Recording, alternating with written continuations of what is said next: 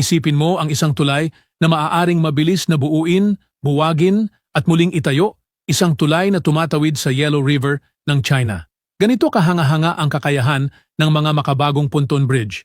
Hindi tulad ng mga permanenteng tulay na nakatindig ng matatag sa iisang lugar, ang mga floating bridge na ito ay modular, madaling ilipat at dinisenyo upang agad maitayo at mabaklas.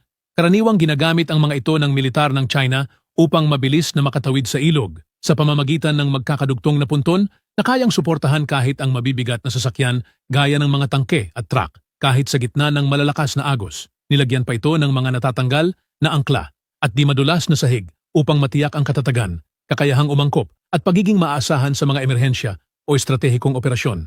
Bagamat kilala ang Yellow River sa matinding daloy ng buhangin na nagpapahirap sa pagtatayo ng mga permanenteng tulay, ang mga pansamantalang pontoon bridge ay nagbibigay ng natatanging bilis, kaginhawaan at kakayahang umangkop sa mahirap na mga kalagayan.